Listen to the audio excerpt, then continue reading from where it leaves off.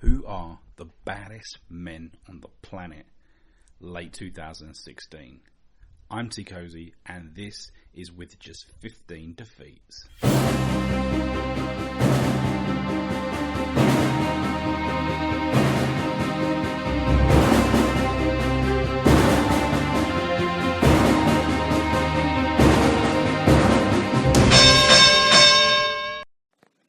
Welcome to With Just 15 Defeats, the YouTube boxing channel with heavyweight opinions. My name is Teekosey and I am the host of this show. Now in today's show we're going to be talking about the baddest men on the planet. We're going to be doing the top 9 best heavyweight boxers on the planet today.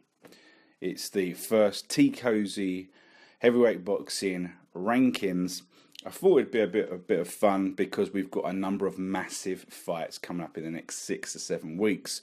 So if you like this video, please remember to give us the thumbs up. If you've got any comments about what I say, go down to the bottom, click on the comments section, and tell me your opinion. Tell me where I've got it wrong. Tell me what you think your order should be for the top 9, and let's go from there. Also, I'll probably stick a little poll up in the top right-hand corner of YouTube. I haven't done that for a while, but we'll put that up. So if you check that out, get involved, and let's see how we go. So this is going to be the top 9 heavyweight boxers today. Now I'm basing that on current ability. I'm not really giving a lot of weight to who's beating who and he's beating who, because we could be here all day saying he's beating him and he's beating him.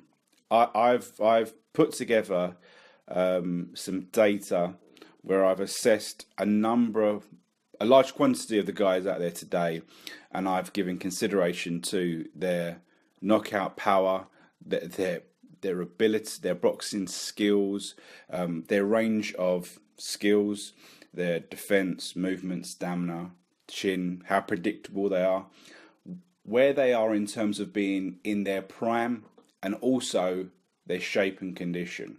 Okay, and I've kind of put that all together, and I've come to a ranking system basically of how I see people today. Now this will change because, as we know, fights do change. Okay, so despite the fact I said it doesn't matter who's beating who, for this it doesn't.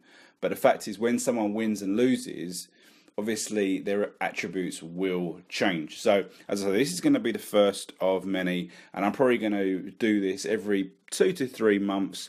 I'll probably update this after Christmas, in the new year, once we've had a number of the fights coming up. Because as I say, in the next couple of weeks, we've got Luis Ortiz versus Malik Scott. We've got Joseph Parker, Andy Ruiz. We've got Anthony Joshua versus Eric Molina. We've got Dillian Whyte versus Derek Chisora. We've possibly got another out for Luis Ortiz. We've got Povetkin, Stavern, Browne, and Briggs. So there's a lot of guys that are going to be competing, and their position in the rankings can change.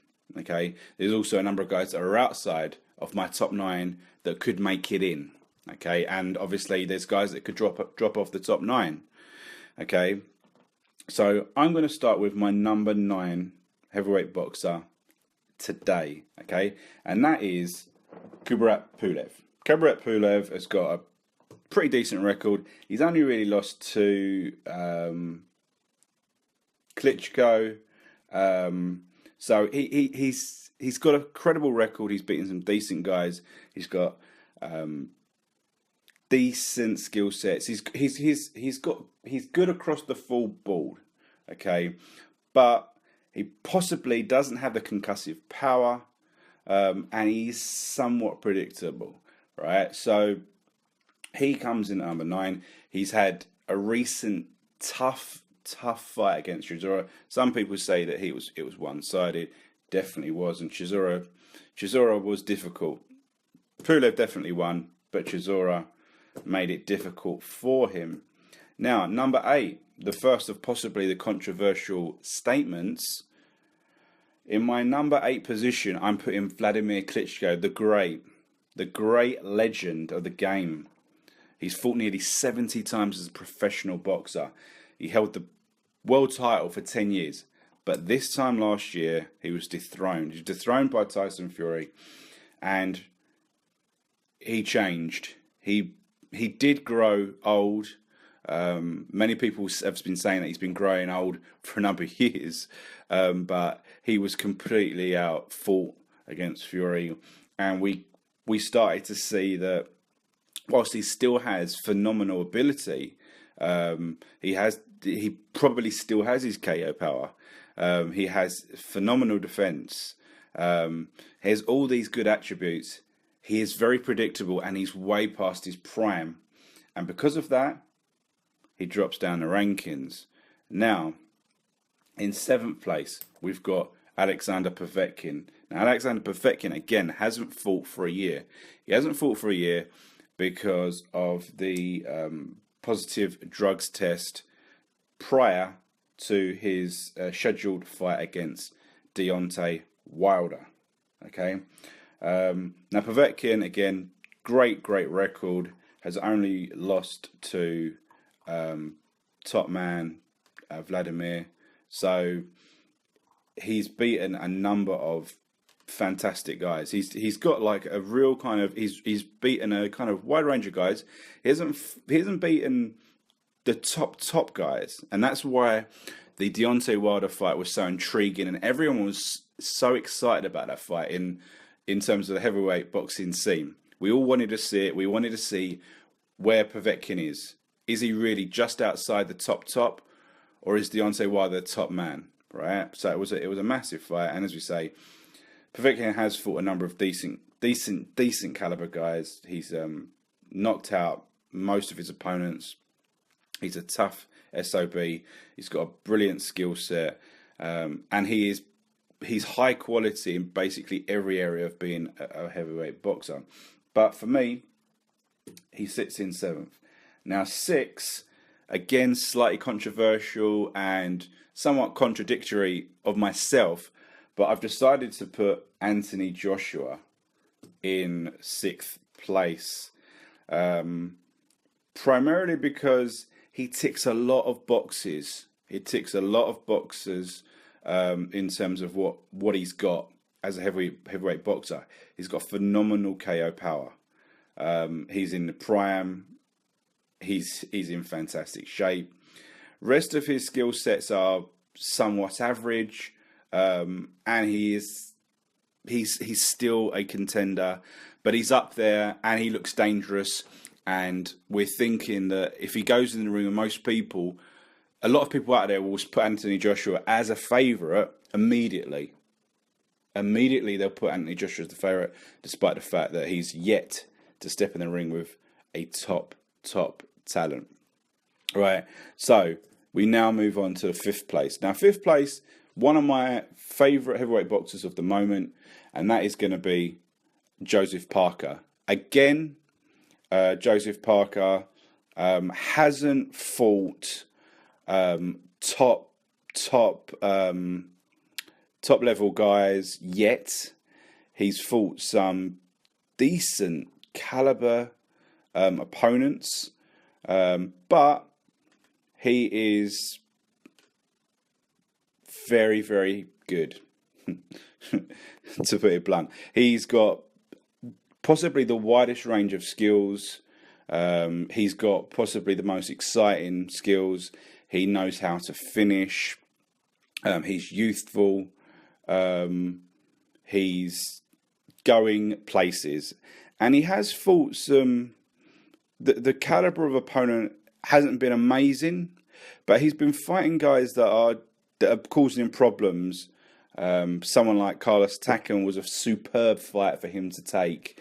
And again, the way I saw it was that it was a very close fight. It wasn't one-sided at all. There was a lot of things to learn from that fight. And we'll see with Joseph Parker in his next fight where he really is, and he could move up or down following the next fight. Okay, now the top 4 This is kind of, again, controversial. People are already seeing that Joshua, Povetkin, Klitschko, Pulev, they're not in the top 4. Who's in the top 4?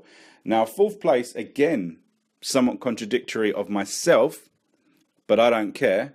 I'm putting Luis Ortiz.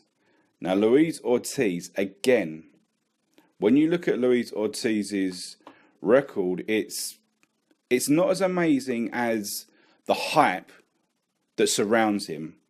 Okay, so Luis Ortiz is 37, right? 37, and his best 2 opponents are his last 2, Tony Thompson and Jennings, right?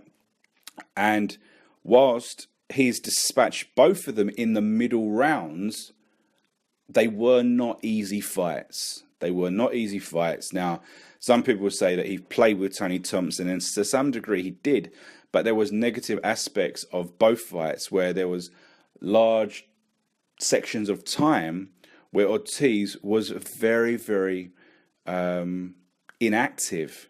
He didn't do anything. And I think when you get into higher caliber opponents, large sections of inactivity can cost you fights. It's as simple as that. Now, on the plus side, he does have, obviously, the size and the power, and he does have good skills. He has a wide variety of shots. He's got some interesting, tricky shots that will hurt and put people down. One thing I would say is he already past his prime? He's 37 years old, doesn't look young, does not look fresh, hasn't been in there with top guys. Has it come too late for him? That's one thing I'd say about him. But we're going to see. We're going to see. He's got 2 fights scheduled in the next 4 weeks, which is going to tell us a massive story about whether King Kong Ortiz, whether he is one of the very, very top guys. And Scott and whoever he fights on December the 10th, he will, if he beats both of them, he's going to be legitimately in the top 4, and then he's going to be in line for one of the super fights, and we'll see who that is. Now, number 3, the most controversial fighter in my top 9. Now, remember, I'm not ranking this system on who they fought and who they fought recently, who they've beaten recently, and you might already be a little inkling to who number 3 person is. Now, the number 3 person on this list is David Haye. Now, yep, it's controversial, and I'm sure most people would disagree with me on that. And they'll say that David Haye's past it. He's just in it for the money. He's just looking for a payday. He just wants the Anthony Joshua fight. And I would 100% agree with you. The only thing I would say is that we still don't know what he's got. Both of his fights in 2016 were very, very comfortable, very easy, and the opponent was, frankly, embarrassing selection. And he's been basically self-promoting. The whole situation with Shannon Briggs was just a whole publicity stunt to kind of get more interest in the David Haye machine. Now, what I would say is that David Haye has some of the best skills. He has phenomenal power, phenomenal movement, phenomenal conditioning, good range of shots, good movement. Like, he's got a bit of everything. He's obviously smaller than everyone else on the list, but he can put, if he is still the fighter that he was when he was the heavyweight champion, he's still a major force, and that is why I have to, for now, put him in the top 3. Now, when we come through to reevaluate the rankings just after Christmas, he might not be in this top 3, but we'll see. We will see. Right. Now, number 2. Now, I've left this guy in number 2 because I think he deserves it. And number 2 is Tyson Fury. Now, he may be now inactive. He may have given up his titles, and we don't quite know what's going to happen to him. I've decided in this first ever top 9 Teekosey heavyweight rankings that we're going to keep Tyson Fury in the rankings, because what he achieved last year when he won the title was phenomenal, and what he showed in that fight puts him in at number 2. The skill sets, the concentration, the movement, the stamina. He had a bit of everything. We know that Tyson Fury lacks power.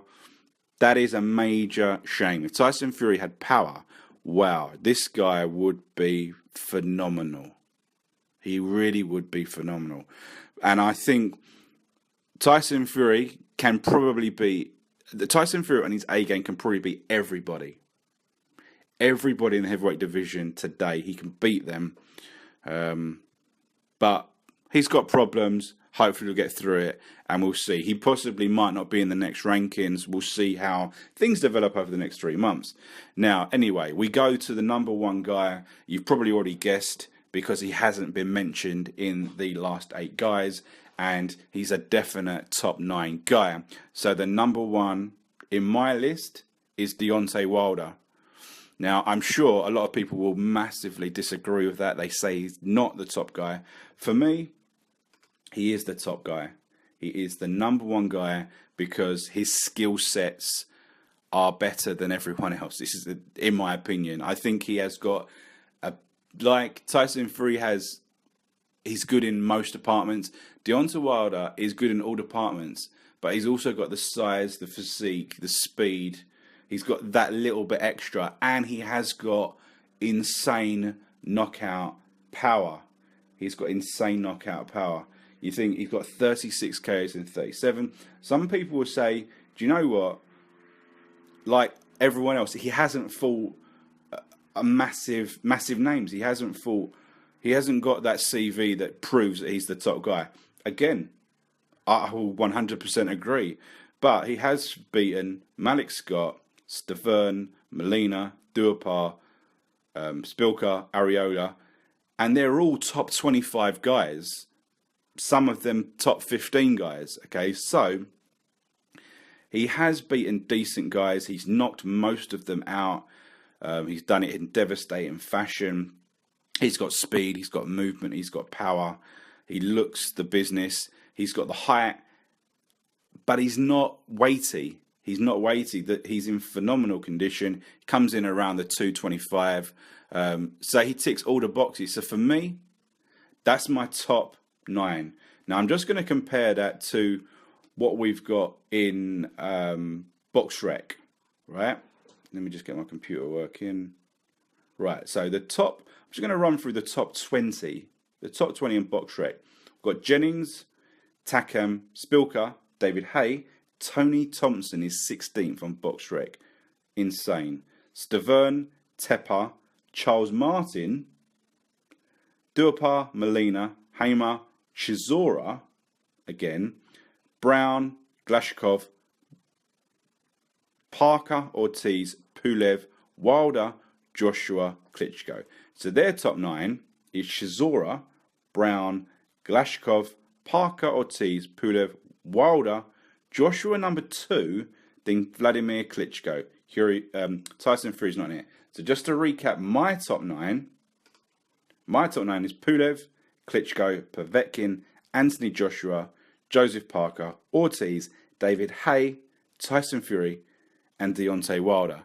So I hope you've liked this rundown. As I say, there are massive fights coming up in the next couple of weeks. Ortiz, Scott, Parker, Ruiz, Joshua, Molina, White, Chisora, Povetkin, Stavern, Browne and Briggs. All these guys are fighting in the next 6 to 7 weeks. So I thought it'd be interesting just to have a little recap of what's going on, where I feel the guys are in the current scene, and then we can talk about this again in a couple of months and see where the rankings have changed. So if you've enjoyed this video, give us a thumbs up. If you've got any comments, disagreements, you need to go down to the comments section, and then remember to go to my channel, click on that subscribe button, and then check out some of my videos. I've got some interesting videos about Tyson Fury, about weight classes in boxing, and also we're going to have the previews of all these fights that are coming up.